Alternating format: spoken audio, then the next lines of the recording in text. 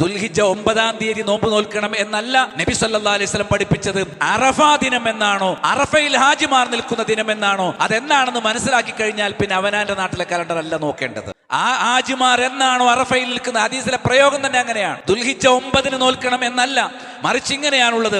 അൻ ഉമ്മി സലമത റളിയല്ലാഹു അൻഹാ ഖാലത്, ഉമ്മു സലമ ബീവിയിൽ നിന്ന് നിവേദനം, അവർ പറഞ്ഞു, കാന റസൂലുള്ളാഹി സ്വല്ലല്ലാഹു അലൈഹി വസല്ലം 9 ദുൽഹിജ്ജ, ദുൽഹിജ്ജ 9 ദിവസത്തിന് നോമ്പ് നോട്ടു. ഇതാണ് പല ആളുകളും 9-ാം തീയതിയാണ് നോമ്പ് നോൽക്കേണ്ടത് എന്നതിന് കണക്കാക്കിയിരിക്കുന്നത്. യഥാർത്ഥത്തിൽ ദുൽഹിജ്ജയിലെ 9 ദിവസവും നോമ്പെടുക്കണം എന്നാണ്. 9 ദുൽഹിജ്ജ എന്ന് പറഞ്ഞാൽ ദുൽഹിജ്ജയിലെ 9 ദിവസവും, ദുൽഹിജ്ജ 1, 2, 3, 4, 5, 6, 7, 8, 9 ഈ 9 ദിവസങ്ങളിലും നോമ്പെടുക്കൽ സുന്നത്താണ്. ദിക്റുകൾ കഴിഞ്ഞാൽ പിന്നെ ദുൽഹിജ്ജ മാസത്തിലെ ഏറ്റവും പ്രധാനപ്പെട്ട സുന്നത്ത് എന്താണെന്ന് ചോദിച്ചാൽ എല്ലാ ദിവസവും നോമ്പെടുക്കുക.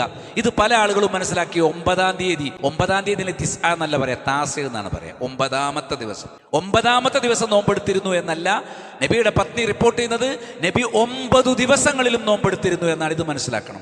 നേരെ മറിച്ച് സൗമു യൗമി അറഫ, സൗമു യൗമി അറഫ, അറഫാ ദിനത്തിലെ നോമ്പ് എന്ന് നബി സല്ലല്ലാഹു അലൈഹി വസല്ലം കൃത്യമായി പറഞ്ഞു.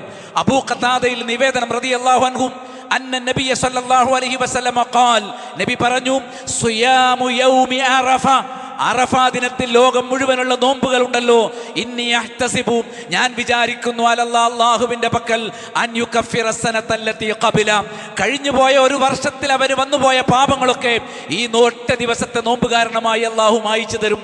വസ്സനതല്ലതി ബഅദഹു, ശേഷമുള്ള ഒരു വർഷത്തെയും പാപങ്ങൾ അല്ലാഹു മായിച്ചു തരും.